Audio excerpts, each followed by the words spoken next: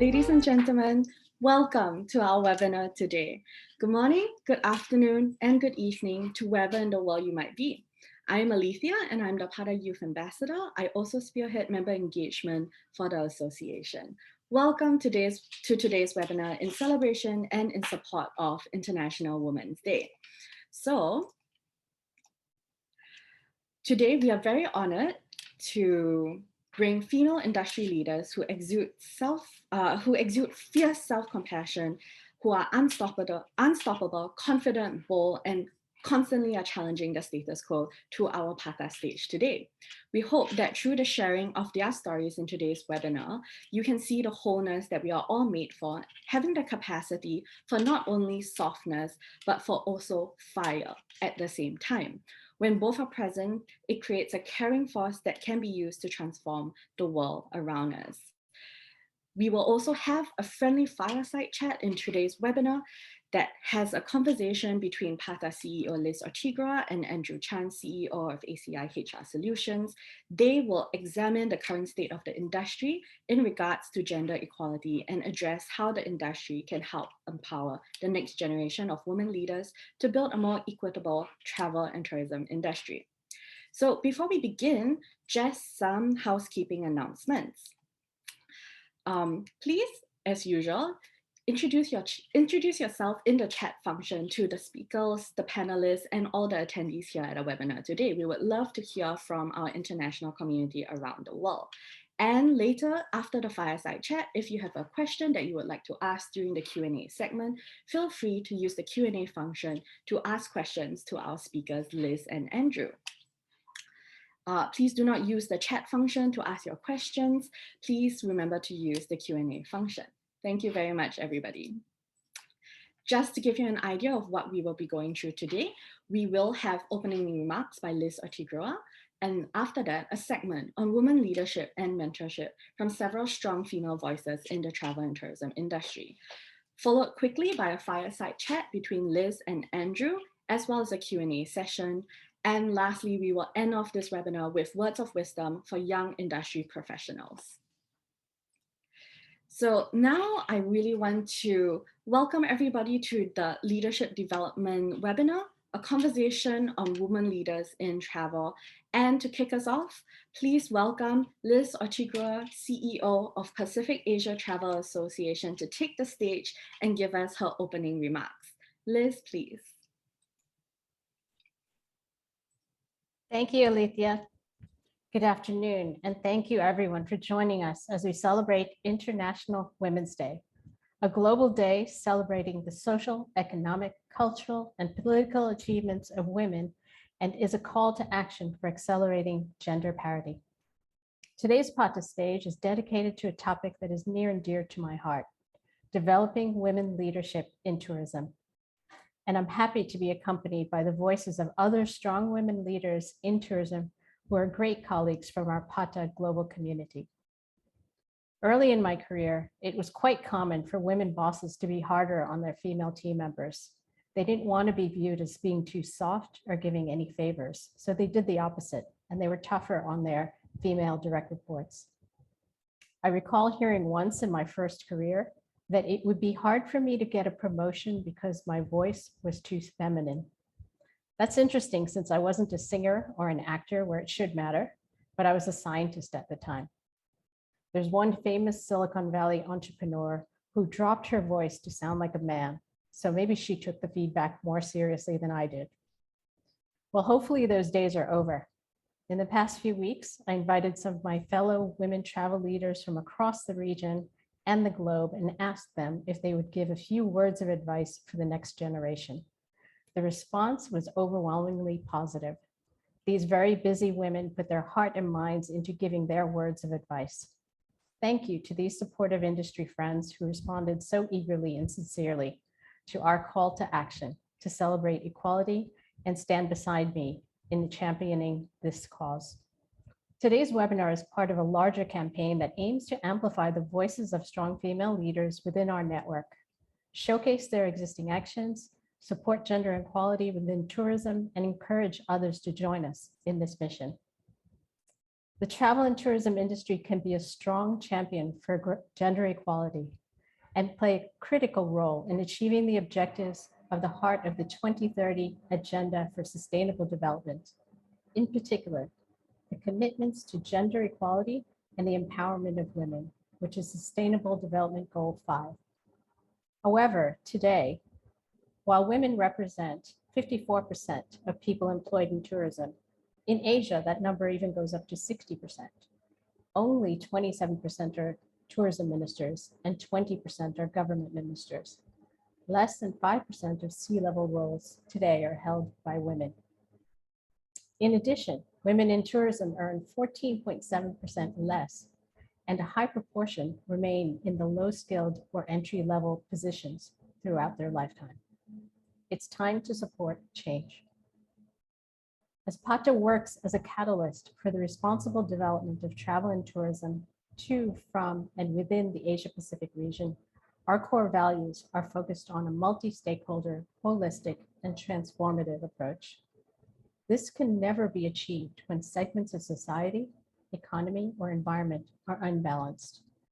The issues facing women in tourism, where they make up the majority of the tourism workforce, is an imbalanced one that must be addressed.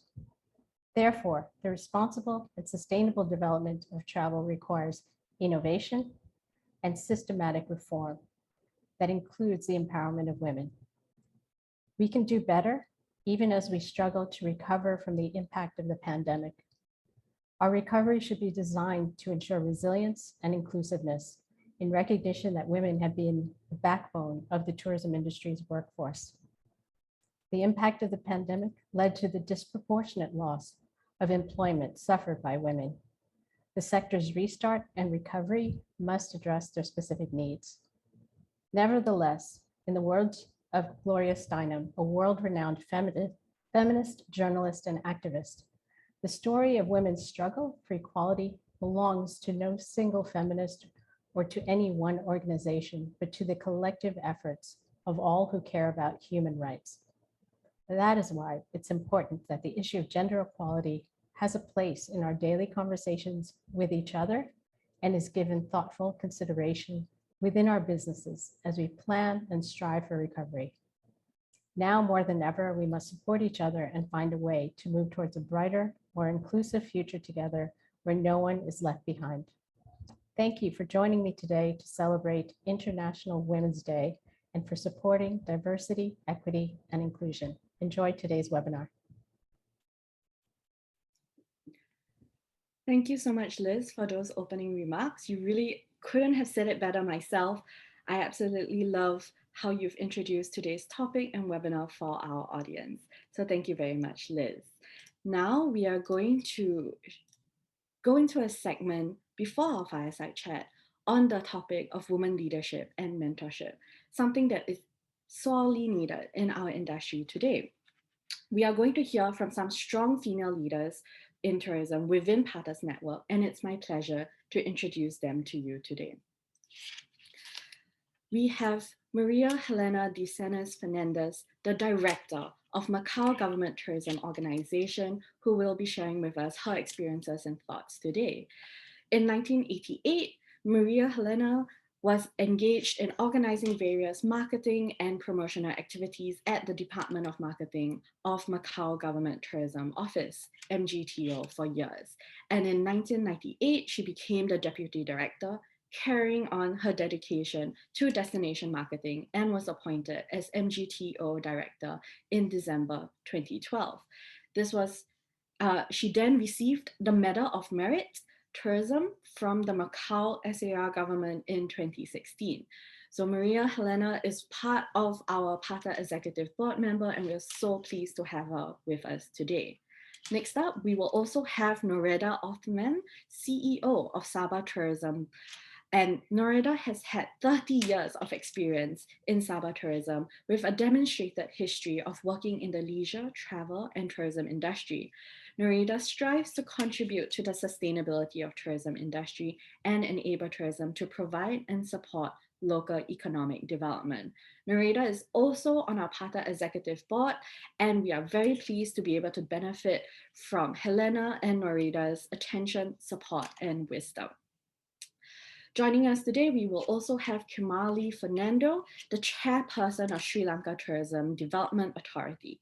Kimali heads the government's 4 main tourism entities: Sri Lanka Tourism Development Authority, Sri Lanka Tourism Promotional Bureau, Sri Lanka Conventions Bureau, and Sri Lanka's Institute of Tourism and Hotel Management. This is the first time that one chairperson was appointed to all 4 boards. She is also the first woman in the role. She has been a member of the Presidential Task Force for Prevention of COVID-19 since 2020 as well. We are so pleased to have Kimali join us today.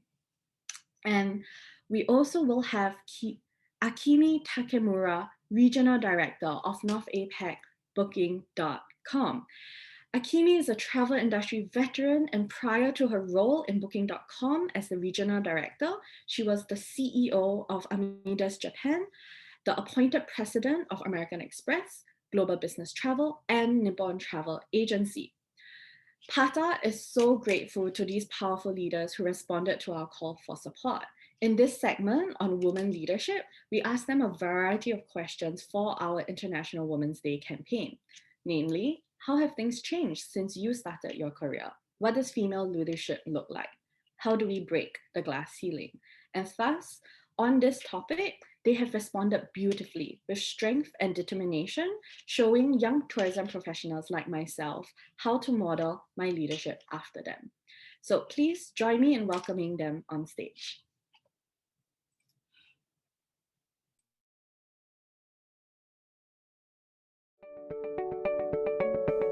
How has the industry changed in terms of women leadership and empowerment compared to when you first started your career? I'm glad to see an increasing number of women in the forefront of the multiple areas of the tourism industry. In Macau, we have several women in prominent roles in tourism, among the major private sector tourism operators, in the tourism academia, and of course, in the government. This means that younger generations have female role models to look up to. Given that tourism is a leading industry in our city and a coveted career path, I believe that more and more women are expected to be taking leadership roles in the future. How has the industry changed in terms of women leadership and empowerment compared to when you first started your career? I believe empowerment doesn't necessarily relate to gender. However, specifically for women, empowering each other is essential for us to move forward.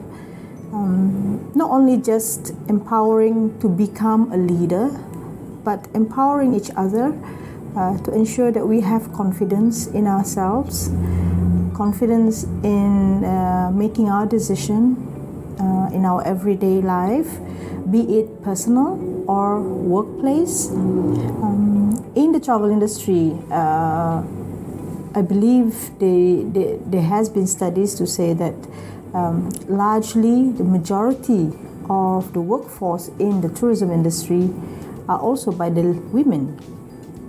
And I believe today in Malaysia, we have hotel general managers who are women. We have women CEOs in different fields. So the women are getting there in terms of leadership position. What is your leadership style, and what are the most impactful management styles in the sector of the travel industry that you represent? I would say that I have like a no-nonsense, let's get the job done kind of approach with not much bells and whistles. After I study what needs to be studied, talk to the experts, create a strategy and a plan, I'm fearless. I'm prepared to get the job done. I'm willing to put in the hours, the long hours that I expect of my team to get the job done. And I think my sports, where I swam for Sri Lanka, I remember planning, being physically fit, and when I got into that water with the noise level, I ignored the noise level and proceeded on to achieve the targets. And I'm someone who loves the country. I'm doing honorary job, and I do not look to make money, and I'm willing to do what's right. and I'm not willing to say what is wrong is right and what is right is wrong. So I guess I'm fearless, willing to put the long hours and do something really, really productive and beneficial to this country. What can we start doing to break more glass ceilings, gender gaps in the industry? In difficult situations, it is not easy to communicate your feelings outwardly. And if there is a glass ceiling, it is very hard to break it alone. So, have the courage to share your feeling with those who are close to you. You will realize that you are not alone in feeling the same way. I'd like you to join the force with others who share the same feeling and continue to move forward, one step at a time. By continuing to work together with others, you will be able to overcome the ceiling that you thought was a glass ceiling. Also, please don't hesitate to ask help from any around you. What changes would you like to see in the future regarding the gender equality in the industry? My sincere hope is that, regardless of industry, we can spread the society around the world that does not need to be gender conscious. Unfortunately, we are in an environment where we have to keep daring to talk about women's equality. But if we focus on the travel industry, utilizing of the women's power as a key to business growth is needed more than ever. And I hope that the time will come soon when everybody involved in the industry will realize it.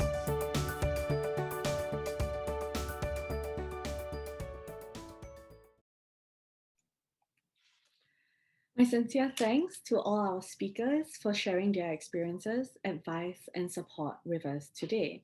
Now we are going to dive into a fireside chat with Liz Artigra, Pata CEO, and Andrew Chan, founder and CEO of ACI HR Solutions. Just one moment while I share my screen. So please allow me to introduce Andrew. Thank you for joining us on stage, Andrew. Andrew Chan is one of the leading human capital experts and recruiter in the travel, tourism, and hospitality sector for this region. ACI HR Solutions is Asia Pacific's largest recruitment agency dedicated to the travel and hospitality sector. Andrew has worked in many facets of the industry, commencing his career as a travel agent in Australia, subsequently joining the airline industry, working with Cathay Pacific Airways and Singapore Airlines in customer service and business development roles.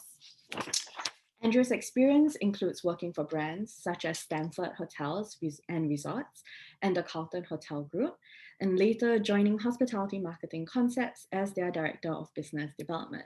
So Andrew, thank you very much for joining us on stage. Liz, I want to hand over the stage to you officially, and please take us away for a 20-minute fireside chat, followed by a Q&A later. So to our audience, if you have any questions that you think about during the fireside chat, please feel free to already start adding it in the Q&A function below. Have a lovely time. I'll see you later. Thank you, Alethea. And thank you, Andrew, for joining me. Not only is Andrew a good industry colleague, but he's also a great friend. And we've spent many hours over a beer talking about topics like career development for women, women leadership in tourism. And so I'm really happy to have this friendly conversation today to share some of what we feel and think about opportunities for women with this bigger audience. So thank you. Well, thanks for having me. And I've got to say, I'm truly honored, and probably for one of the very first time, a little bit intimidated now. Well, we do have a portfolio of great women leaders supporting us. So I was almost brought to tears because, like I mentioned, when I was younger, women leaders were really tough on you. And just the voices of support from across this industry have just been overwhelming. All of the women I reached out to said yes, and it was amazing to see them. So today's webinar, we only have 20 minutes, and I know you and I can talk for hours on this particular topic, but I picked 4 specific topics. Let's see if we can get through all of them today. One is on unconscious bias. The second is on the confidence gap. The third is the value of masculine versus feminine leadership skills. And then the fourth, if you can get there, is the value of diversity and inclusion. So maybe to kick off on the topic of unconscious bias, you know, I would say even the best intentioned leaders have shown to have unconscious bias, because it's a natural inclination for us as human beings to gravitate to, people that are like us, things that are comfortable. I was really surprised a few years ago when I was attending Stanford executive program. I heard about a study that has been done globally and has been repeated many times. And it basically said that they did a study taking the same resume with the name of a white male at the top, and then they replaced the name with different ethnicities, and they put male and female names. I was really kind of shocked and disappointed to find out that the lowest response rate was basically for if that same resume had the name of a woman, an Asian woman on it, the response rate dropped by comparison to the white male down to 15%. And this was pretty eye-opening for me to see that this could happen. I'd love to hear your views about, do you feel that employers often have either conscious or unconscious bias when they have a role to fill? Well, I think you and I have had this conversation. Like you say, we only have 20 minutes, but we've talked hours about this, haven't we? So the honest answer is, yeah, absolutely. Obviously in my line of work, I work with a lot of hiring managers, and sometimes we do have very frank conversations about the type of individuals and talents that they're bringing into their organizations. And let's get the elephant out of the room, and I think, one of the biases and perception of women leaders and executives when it comes to recruiting is, well, how much time are they going to go off on maternity leave and have babies?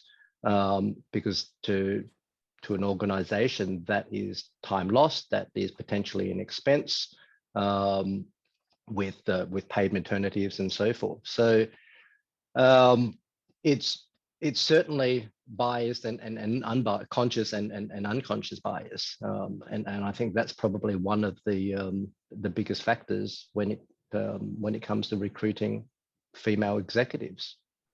So that's an interesting concern, because in my experience, having managed people throughout my career, I found that the working moms tended to be the most efficient, because they knew what they needed to accomplish in a discrete amount of time. They didn't stretch out the time, and they got it done. So it made them overall like forced to be more efficient. Oh, absolutely. Well, 100%. The majority of my colleagues in my organization are women, and that's certainly been the case in terms of time management. And I certainly think that is one of the best skills, particularly of working mothers, because they are almost military-like in their time management, because they generally know exactly when babies are going to wake up, when children are going to come back to school, when they need to be fed, but at the same time allocating the time needed to manage their workload as well. So time management skill is absolutely a core strength of female leadership, particularly with moms. I'm chuckling at this because, as you know, I'm the mom of he's now 21, but I was very much a juggler of my career in travel and other industries, and raising the son. So it is definitely you definitely have to be super disciplined about your time. Yeah, absolutely, and I think particularly over the last couple of years as well, right? And I think with COVID, the work from home and having to manage potentially schooling at home as well. So that's thrown a lot of complexity, but at this, a lot of complexity in the air. But at the same time, it's also given a lot of organizations the opportunity to really examine, potentially what a new working style would be like. Having more female executives working, post-COVID. I agree. And the work from home, it kind of evens the playing field, because if you've got a working couple, your children might crawl into their lap of their dad or their mom. And I have two male team members who occasionally we'll have their child in their lap during one of our Zooms. And, it's nice to see. It's nice to see the shared parenting, and this is what we need to do when we work from home. In terms of, let's talk about the confidence gap. There was a famous story about Angela Merkel and Christina Lagarde, two highly respected women leaders, and they both commented that they tend to extremely over-prepare for every single meeting, and how demanding that is. And in one of the HBR's, Harvard Business Review's most read articles, it showed that part of the main reason for uneven management ratio is our inability to discern between confidence and competence. Hubris is mistaken for leadership competence. What are your views about this confidence gap that women have? Well, I'm probably going to cop some backlash from my male counterparts here, because I'm probably going to be letting on some male secrets, to the audience out there.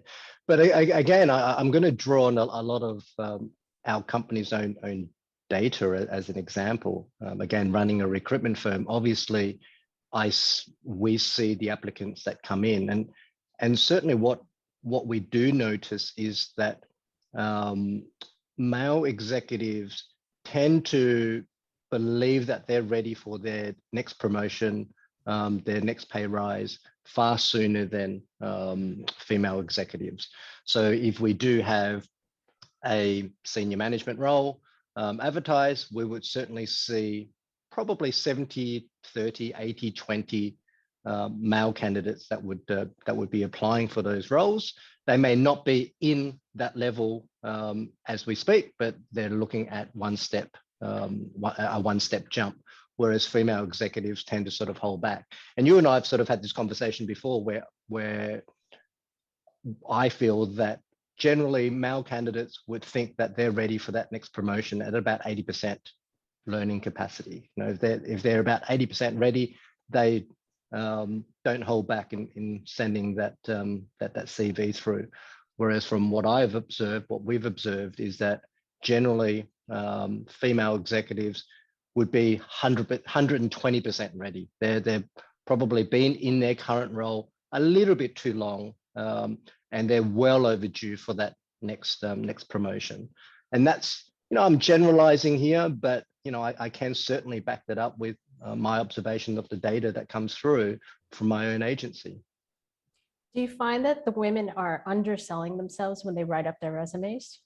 Or is it more that they've got a strong resume and they're just not striving for the bigger jobs? Again, I'm generalizing, but that's certainly what I see where, I guess there's always that male bravado that, in their cover letters, their emails, they would certainly talk themselves up a lot more. Whereas my observation with female leadership is you tend to be a little bit more humble about your achievements. And it's more about what your team has done collectively. Whereas, I think male candidates has always been more about, okay, well, what I have done to take my organization or my role to where I am now. Well, I think that's an important point because as an interviewer, when I've hired people, I will always ask them, okay, great project. What did you do? What was the personal mark that you made on this? And so you think women tend to undersell that? Yeah, I think so. And I think, women probably tend to share their accomplishment with their colleagues a lot more. And so they sort of spread that love a little bit more, where I think, male counterparts would certainly be very open about what they believe that they've done, particularly, as you said, in an interview process. So this brings us to the value of masculine versus feminine leadership skills. And again, in the Harvard Business Review, there was a statement: as long as we associate leadership with masculinity, women will be overlooked. Female managers are more likely to elicit respect and pride from their followers, communicate their vision effectively, empower and mentor subordinates, and approach problem solving in a more flexible and creative way. All characteristics of transformational leadership, as well as fairly reward direct reports. Andrew, do you feel that corporates are starting to appreciate the strengths of feminine leadership skills, or are we still a long way from that? No, I think they are, and I think we're certainly not where we need to be, Liz. But I think as a start, you're in a fantastic position to lead that change now as well. But I think we're certainly getting there, particularly post-COVID. Particularly as we focus on rebounding and rebuilding post-COVID, and I think the natural abilities of female leadership is going to be even more crucial over this next 12, 18 months, 2-year period as organizations rebuild, because human capital challenges is probably going to be at the forefront of most organizations' strategies. I'm currently down in Sydney at the moment, and I've had various meetings with HR and businesses where they're really starting to struggle when it comes to rehiring people back into their operations. Unfortunately, over the last 2 years, obviously they've had to scale back their manpower, and now that travel has been lifted and restrictions have been lifted and people are starting to travel again, they're now facing a huge talent crunch. And we were already in a talent crunch pre-COVID anyway, but we've had so many people leave the industry, now attracting them back into the industry 2.5 years later, where some of them have settled into other industries. We've also lost a couple of years of hospitality students or tourism students that's not coming into the sector. It's going to be really challenging. It's going to be really difficult. And I think this is where the natural traits and strengths of female leaderships when it comes to human capital is going to play a really important part. So I do think organizations are starting to recognize that a little bit more. And I think this is where the focus should be over the next 12 to 18 months. I completely agree. And I've heard that same concern from particularly the Western nations that have opened up first. Often they can't, they might be running at 70% capacity, not because they don't have the customer base to come in, but it's because of their staffing limitations. And so I think I agree with you. I think that's a need that, female leadership can help support. And I don't want to make it black and white and say female versus male, but I think that, and I'll just say the category of empathetic leadership. And when I was studying at Stanford, again, they made it a point, even as far back as 30 years ago, to be the center of excellence for empathetic leadership. And it's, now's the time coming out of the pandemic, everyone's been stressed and concerned, whether it's their health and safety or getting their business back up and running. I think leaders, male and female, need to consider, the well-being of their staff more holistically.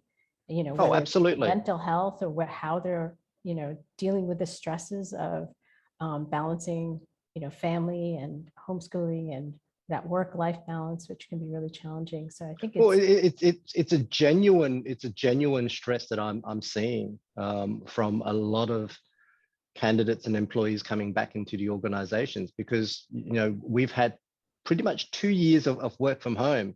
A lot of them liked it. A lot of them are questioning, well, why do I have to sit in traffic for an hour or brave public transport to go to the office and do what I can do over the last 2 years here at home? So there is certainly a lot of pushback. So we're certainly finding our way in what that new normal is going to be. I agree. And that brings me to the value of diversity and inclusion. The fact that people naturally it's human nature to naturally gravitate to someone that's like you and find commonalities. And I think that might be one of the biggest mistakes that hiring managers make, is they want a group of people that they can go to the pub with and go golfing with and think and act like them. But actually what you need is diversity in ideas and skill sets to balance people out. Have you had to coach, leaders about, considering something outside of their norm in terms of hiring? Yeah, absolutely. And I think even before COVID, there was a lot of focus on diversity with many organizations as well, whether it's gender, whether it's race. So there was already discussions around diversity because, as you've rightly said, hiring carbon copies of yourself is probably an unconscious bias in most cases, but it was certainly happening. So yeah, I certainly have worked with HR practitioners around really sort of evaluating, particularly just using data of your organization, really sort of breaking it down what your diversity level is in that organization. And I think this is where a lot of big hotel companies, big hotel groups have more focus on that, where you can probably go into a big hotel chain and get actual breakdowns of pretty much every segment of diversity that you ask for. Interesting. Okay. And yeah, I read one sociologist wrote this great article about unconscious bias. And she said that it always exists. Even, I was surprised to hear there's voice bias, there's weight bias, there's, people always, even just hearing someone's voice on a phone call, they start to imagine, okay, does this person relate to me or not? And I thought that was quite interesting because we're just doing it automatically. And I think that, kind of fighting that and saying, okay, taking a chance and engaging someone that's different from your thought process, you can end up with like a much smarter and more capable team, actually. Well, absolutely, because we hear it all the time, even when it comes to hiring. I guess the misconception or the myth around, well, I will know within the first 30 seconds if this person is for our organization. And that truly is a myth. And I think that goes to what you're talking about, which is an unconscious bias, because no, you cannot evaluate someone as soon as they walk into the door. I mean, there are certainly things that you can look out for, and there are certainly red flags, when someone walks through the door. But generally speaking, you're not going to be able to assess someone's skills, capabilities, and abilities within that first 30 seconds. Okay, great. Well, what advice would you give to hiring managers, male or female, if in looking to diversify their team? I think first and foremost is actually to recognize the bias, whether it's conscious or unconscious. Really examine your hiring practices. If you're not already using data, use data. Really measure whether you're an SME, whether you're a multinational, or whether you're just a smaller organization. Really sort of measure your, really measure the data around your team when it comes to your hiring. Well, thank you for that. I'm getting a signal that we need to transition to Q&A, but thank you for always being an advocate for equality in terms of hiring. It's my absolute honor. So thank you, Liz and Andrew, for that absolutely lovely fireside chat. I think I learned a lot from the conversations between two of you, and it's very clear that you have already had this conversation multiple times for several hours over drinks. So I'm so privileged to be able to have a sneak peek of that today. So let's do Q&A to our audience. Please feel free to drop any questions to Liz and Andrew in the Q&A section. But to kick us off, I do want to ask a question of my own. So my question is really something that my intern, who is a guy, asked me. And he basically said, and was wondering, how can male counterparts and male colleagues help the gender gap within the industry? What is the role that he should be playing in his career in the future? So Liz and Andrew, would you be able to suggest some concrete actions for our male colleagues and counterparts? Well, I'll jump off if you don't mind. I want to congratulate that colleague of yours first and foremost, because I think that actually is probably the start, is to ask that question. So I think that is certainly step one, and then we start conversations from there. So I really just wanted to jump in and say, well done to your male colleague.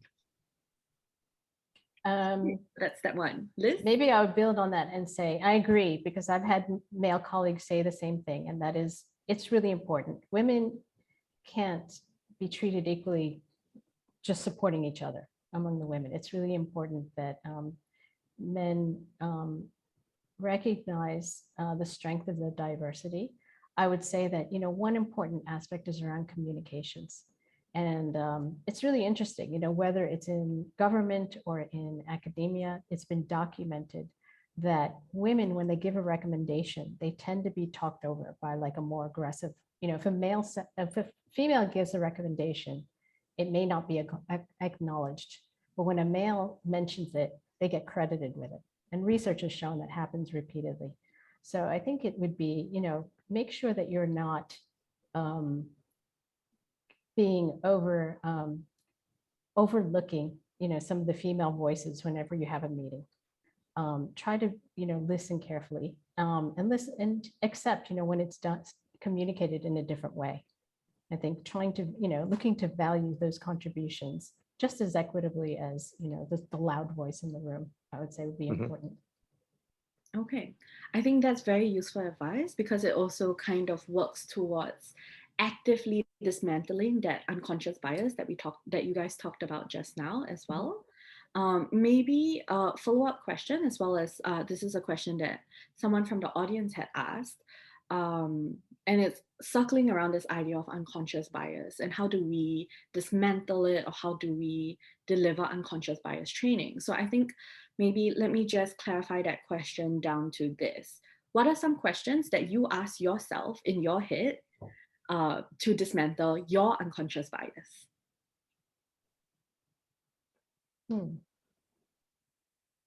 Good question. Liz, did you want to think about that, or do you want me to jump in? I could start. I would say, you know, your comment earlier about that 30-second rule in interviews. I would say if you do that, you should override it and give the person a chance. And, you know, when I've been hiring, sometimes I will interview someone a second or a third time. In case, like, for example, if they didn't fit the first job, I might relook at them for another job. So try not to make snap judgments. And I would say, even when it comes to when you meet people personally, I think for me, living in international for so many years has been so eye-opening, because I've learned to become friends with people of all different ages and all different backgrounds. And I think having that openness, whether it's in your social life, your personal life, or your work life, and you know, teaches you to override any initial judgment or preconceived notions that you have about people. So it's important to practice that in general. And I'm going to delve off what you had said about CVs and names, and similar to what you've just said, to override that and to remove the gender and name out of the equation when you are evaluating a CV, and really look at a CV. And this is the interesting one, particularly in Asia, isn't it, Liz, where we still ask a lot of personal questions when it comes to CVs and interviewing, whereas our Western counterparts in Western countries, that's a discrimination factor. No photos, no names, no religion, no gender. Yep. And I'm certainly a huge advocate of that, and hopefully that we will see that roll into Asia at some point, hopefully, because that is a bias. You know, here we are talking about biases, and yet some of the questions that we get asked on application letters in Asia still has all sorts of personal details that they're looking for. Marital status is another big one. Number of children is a big one. So I would say, yeah, going back to what you've brought up, is eliminating biases in CVs. When are we going to get to that in Asia? Yeah, and I would say importantly, practice it in your personal life. Practice it in your organization. If there are leaders out there on this webinar, like, go back to HR and say, why are we still asking for gender? Why are we still asking for marital status? Yeah. That's definitely something I think we can improve on in this region. And I look forward to that day when I don't need to fill up anything.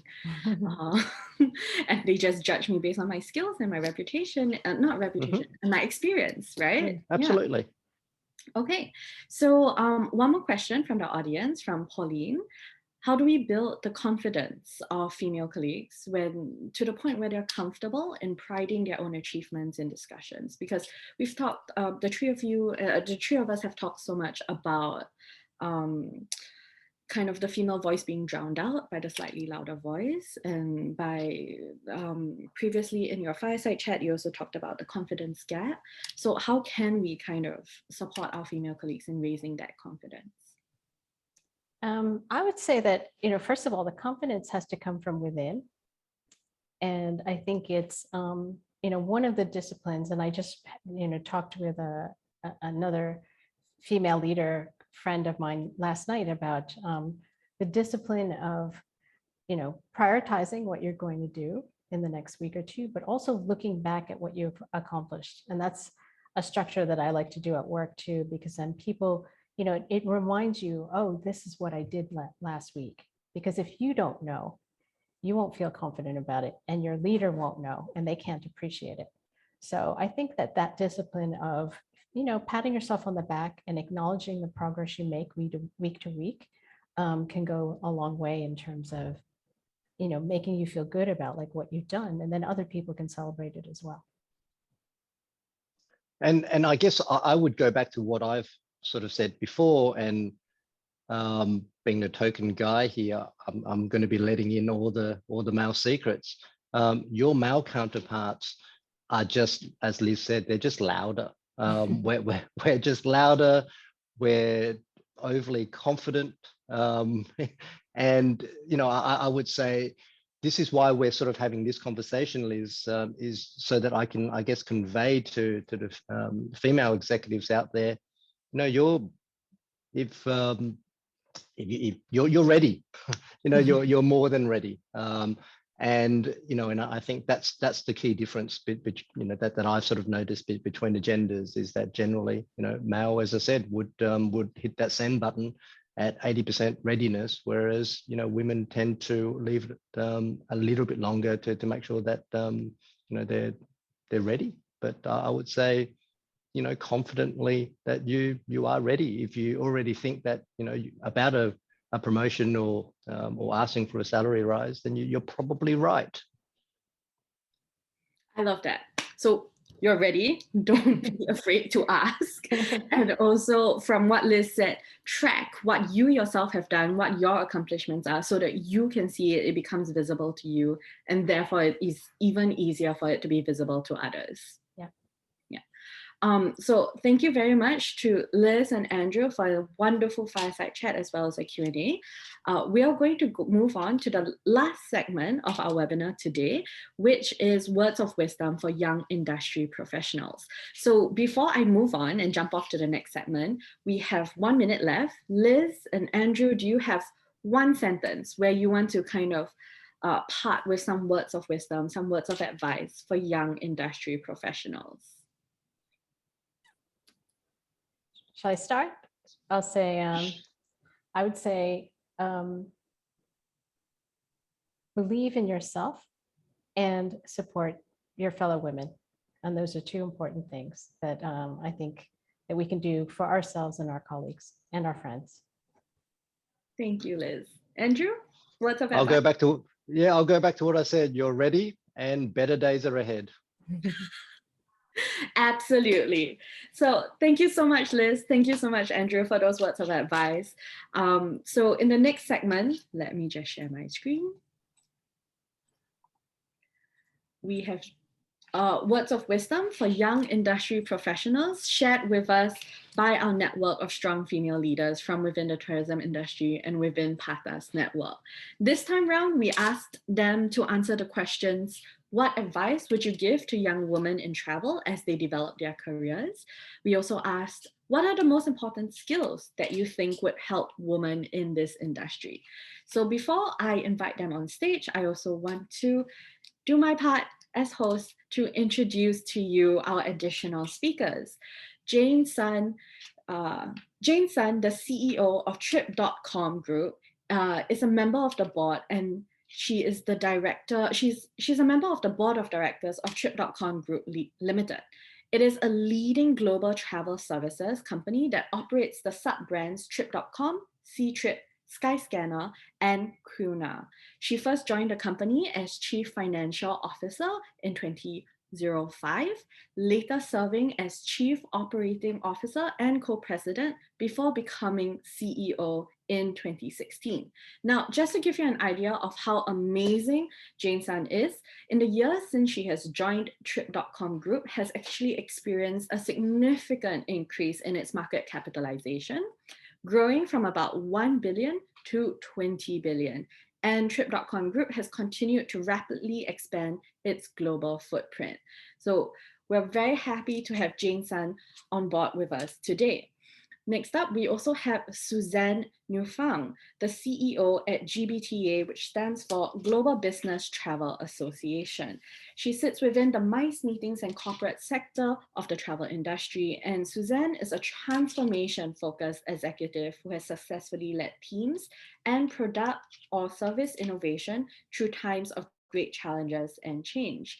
She essentially helps to connect the dots in technology, marketing, talent, and customer needs to exceed sales revenue, customer adoption and retention, and of course, engaging her employees. Suzanne was named to lead the Global Business Travel Association in February 2021, where she leads the organization's and industry's recovery from recent pandemic challenges. So in this segment, we are also joined by our previous guest speakers, Norita Othman, CEO of Sabah Tourism, as well as Maria Helena Desennas Fernandez, Director of Macau Government Tourism Office, and Akimi Takemura, Regional Director of North APAC Booking.com. So all our guest speakers will join us again for words of wisdom for young industry professionals. Please join me as we participate in the last sharing session of this webinar.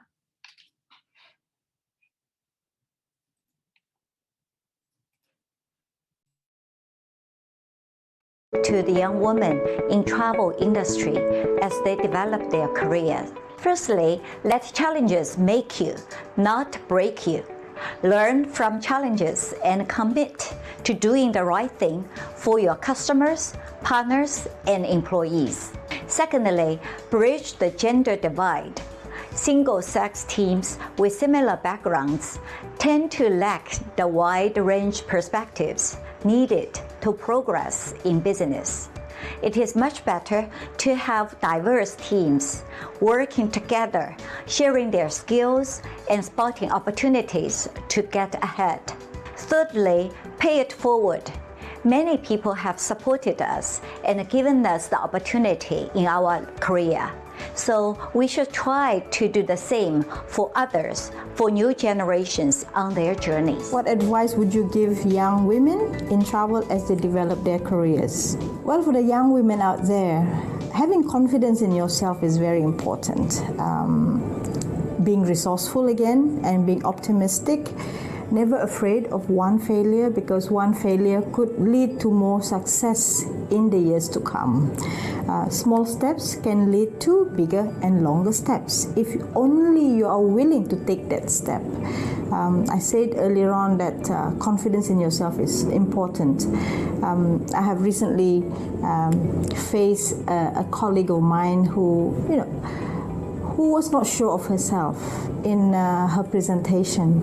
And I think having that kind of confidence, sharing how to fit into your shoes is very important. So once you have that confidence in yourself, once you are willing to fail once and succeed 10 times later, will help. What are the most important skills you think would help women in the travel industry? I think the most important skills that help women in the travel industry are flexibility and vision.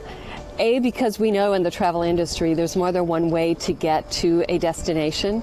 And I think vision is so important because it has to do with what your career means to you, as well as what all of the other things that fill your life mean to you, and how to balance those. I think all of those are very important. What are the most important skills that you think would help women in this industry? If we look at the current global situation, the COVID-19 pandemic has placed front and center some skills that we must cultivate, no matter if we are men or women. First, to be responsive, meaning to be able to swiftly adjust to new realities, revise plans, and give appropriate responses to situations. Another skill on high demand is the ability to forge collaborations. The pandemic has shown us that there is no way around it. We need to work together, create partnerships in order to effectively reach our common goals as an industry. What are the most important skills that you think would help women in this industry? Many customers travel with a variety of the thoughts and purposes.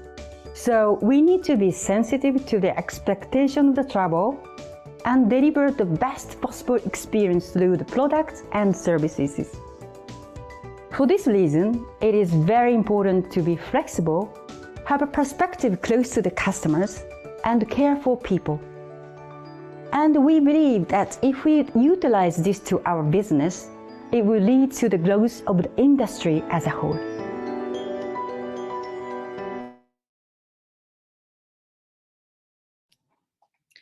So our webinar is almost coming to an end. Thank you very much to the women leaders in our industry who have paved a way for younger professionals to follow.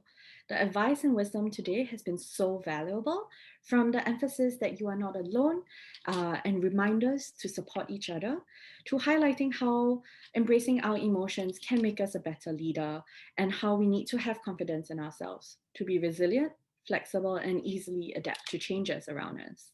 I am so inspired by the conversations we have had today.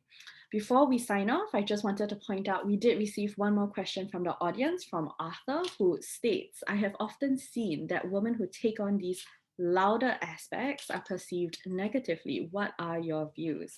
And thank you, Liz, very much for answering him in text during the Q&A box. And her response was really beautiful because she points out that for decades, women have been coached that they need to emulate a man. For example, those 80s shoulder pads. And I think much needed and more modern form of leadership integrates traits that might have been considered more feminine, for example, being empathetic, and masculine, being aggressive, comes across with more balance. So basically, Liz is asking for more balance in terms of leadership, and that's something that should be recognized by all of us today. So ladies and gentlemen, thank you very much for being our audience today. Thank you very much for coming to our webinar. It has been my pleasure to be your host and moderator for today. So before you go, on behalf of the Pacific Asia Travel Association, I just wanted to extend an invitation for you to join us in our in-person event. This is PATA Annual Summit 2022, Reconnecting the World. It will be happening at our new dates, October 25th to 27th in Ras Al Khaimah, UAE. It is an in-person conference. We cannot wait for you to be there in person with us, networking, connecting, and rejuvenating the travel industry together. So we hope very much to see you there at our event, as well as any other upcoming events that we will have in the future. My name is Alethea. It has been a pleasure today to host you, and that is the end of our webinar. Thank you very much, everybody, for joining us.